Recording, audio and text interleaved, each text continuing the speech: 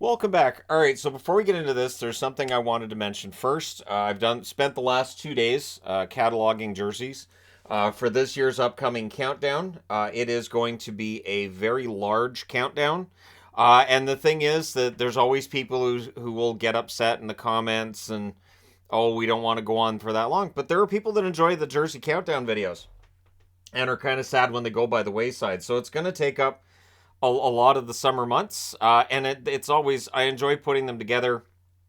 Started cataloging them a couple days ago, and I'm doing it all on paper, pen and paper.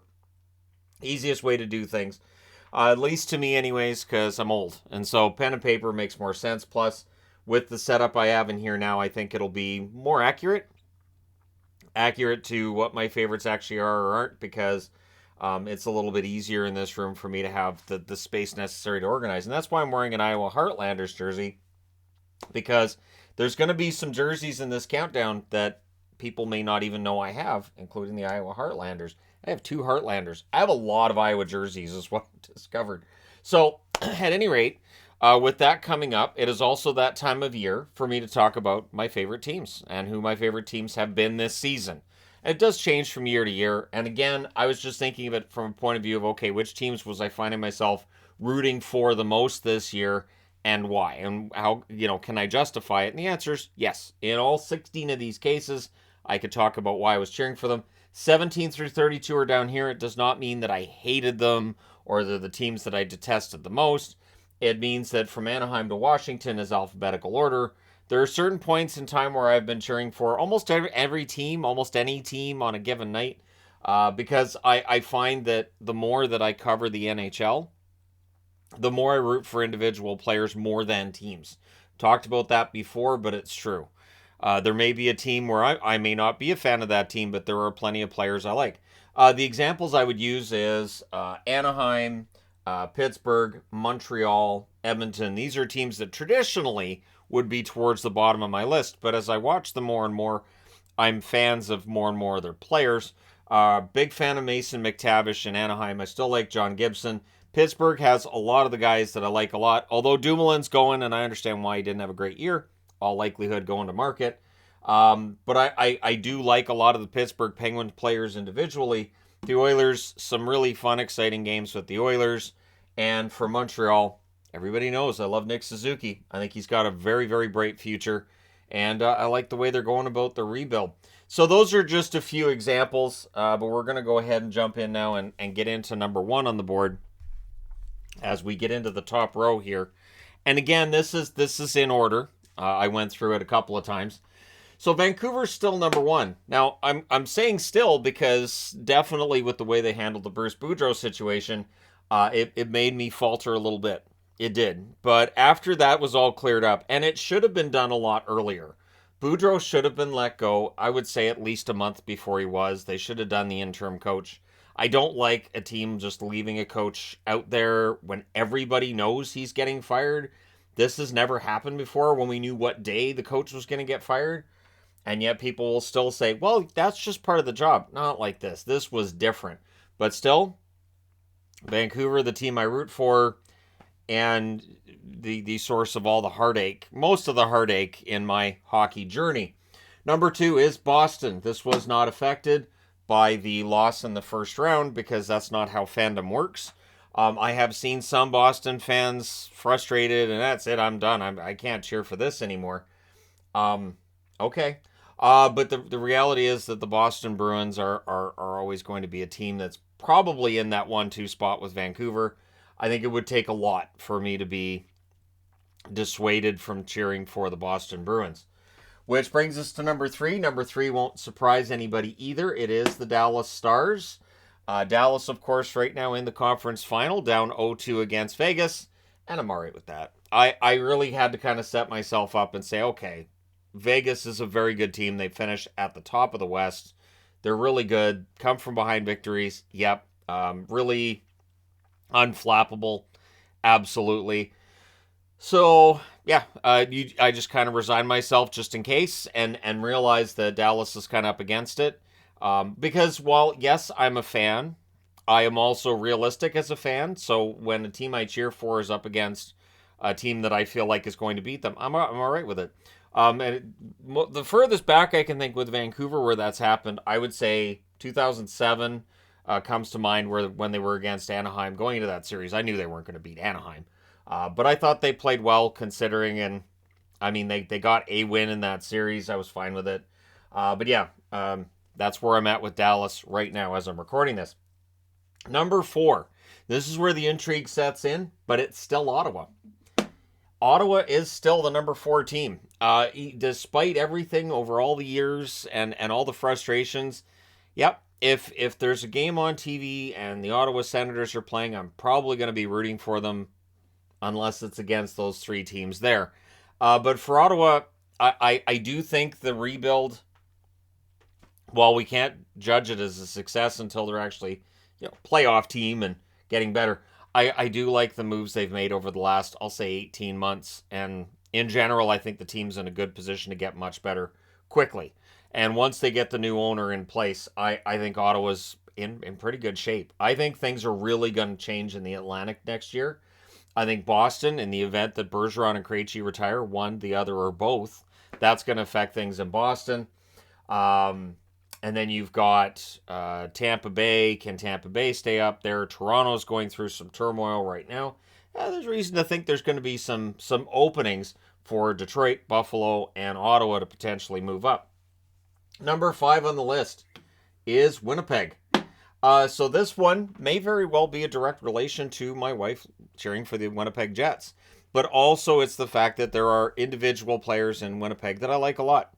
And I'm hoping that whatever happens this summer leads to a really quick turnaround and that they're back in the playoffs next year. I don't think they need to throw out the baby with the bathwater. I don't know that they're going to, but we'll see how this summer goes and if Kevin Cheveldayoff can fix things. We know Rick Bowness will be back. We know that may mean other players aren't. But either way, I'll still be rooting for Winnipeg in the fall. They've really moved up the list for me. Number 6 is Seattle. This will surprise some people. I would think this would surprise some people. And I think a lot of it was they got off to that really good start to the season. And I'm like, you know what? Yeah, I can handle Seattle being in the playoffs.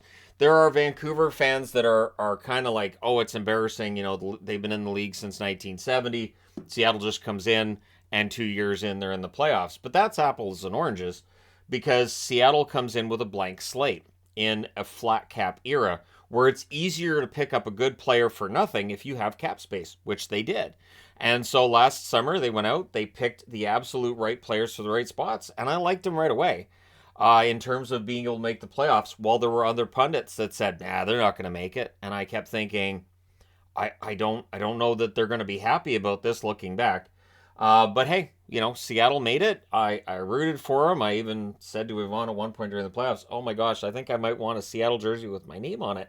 And I don't have one, but yeah, that's where we're at with that.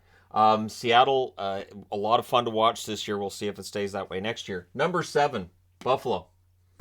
That shouldn't surprise anybody who watched my videos and my channel enough this year. Buffalo was fun to watch. And those games were exciting, whether they were winning or losing. I think Buffalo's in a good position, much like Ottawa. I think they have a lot to build on going into next season. And so, yeah, I enjoyed watching Buffalo play hockey, and that's a complete change from, say, 2-3 years ago when it was miserable to watch some Buffalo games. So I'm glad the games are entertaining. I think Sabres fans are excited about the future. At least I hope so, because I think the future is really bright when it comes to the Buffalo Sabres. And rounding out the top row is Toronto.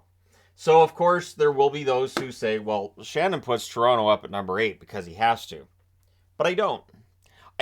Like, I could come out right now and have Toronto in this row down here and say, yeah, I didn't really root for them this year. And it wouldn't really make a difference. I don't think it would make a difference to any of the numbers on the channel. And because I always see that, well, he doesn't want to, alienate the Toronto fans. So that's why he's pandering. But I don't do that. I generally don't. If it was about pandering to bigger fan bases, all of the Canadian teams would be in the top 16. In fact, I'd have most of them in the top row. If that's the direction I was going to go, but I'm just too old for that. I'm too old for all the pandering. It's not a thing. So, yeah, Toronto legitimately to me, I was really rooting for them in the playoffs. And then as soon as that series against Florida started, I'm like, oh no. Florida's doing to Toronto what they did to Boston, except they didn't wait until game 5 to do it. So, yeah, Toronto, I feel for them. Now we're seeing all this upheaval after the dismissal of Kyle Dubas and a lot of names out there on who might be the next GM. I wouldn't be surprised if there's rumors that Steve Dangle might be the next GM, or maybe I'll be the next GM. I don't know. They haven't called me, and I'm kind of hoping they don't because my phone number isn't out there, so it'd be kind of weird if they called me. Number 9, Florida. This will surprise some people because Florida has been number 5 for a long time. They dropped down a bit this year. I got frustrated watching Florida at so many points this year during the regular season. There were so many games where I was like, they're better than this. They're better than this. This is stupid. They're going to miss the playoffs. They're better than this. And then they get into the playoffs, and I keep seeing people go, they weren't very good, and they're fluky. No, they underachieved during the regular season. But they're still in the top 10. And I do still find myself rooting for them in this conference final. Although I'm not a big fan of sweeps in general. Just that there's not a lot of tension when it comes to a series that's going to be a sweep. So I'm hoping Carolina wins. I'll say 2 games, forces at least a game 6, just to make it entertaining. You know, just to have that window open of, could they? I mean, I don't think they do, but could they? I at least want to see that conversation out there. Number 10, Arizona. Yep, I know. I don't get it either. I don't know what it is. I think the Arizona Coyotes have become kind of the Bad News Bears, the Mighty Ducks, the movie version. Like they're just, it is this feeling watching Arizona games and just the franchise and everything. Like it is Mission Impossible. There's no way this team can stay in Arizona. And then when you get into the on ice product, well, the team was bad on paper. And yet they go out there, they play well, they play with a lot of heart. They win games they probably shouldn't because of the effort. And it's hard for me to root against a team that has that kind of effort. It's just that's what it is. A lot of heart, a lot of soul. And I mean, you know, at home they had a decent record for most of the season. And I think Arizona's built a pretty decent foundation. So whether they stay in the desert, whether they do end up getting moved, I think this team's going to be good not too long from now. Number 11, Calgary. Yeah, it's weird for me too. Yeah. For the Flames, a lot of it is that there's former Canucks there who play pretty darn well for them. Although Markstrom had a rough year. Markstrom had a very rough year. It is interesting with goaltenders. I find that when a goaltender's having a rough year, there's more reasons given. I think people might use the term excuses as well. But it does feel like when a goalie has bad numbers, immediately there will be people there to defend that goaltender and say, oh, no, it wasn't him. It wasn't on him. And then another goalie comes in and plays better, and it's like, well, yeah, but and I get it. I'm protective of goalies too. Markstrom can bounce back. He's not that old. Tanev is an excellent defenseman. And they're fun to watch at times and frustrating to watch at times too. I think with Conroy now as GM, once they get a new coach, a player's coach, I think they'll be in good shape for a bounce back next season. Number 12, Minnesota. Now, Minnesota wouldn't have been on this board as one of my favorites five or 6 years ago. Again, remarkable.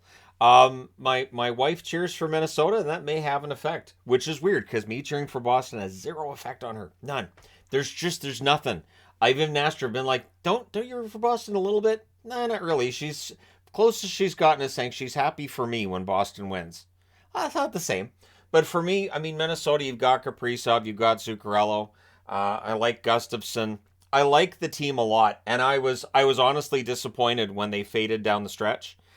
Finished third, and I thought, okay, I don't think Dallas is going to lose to Minnesota.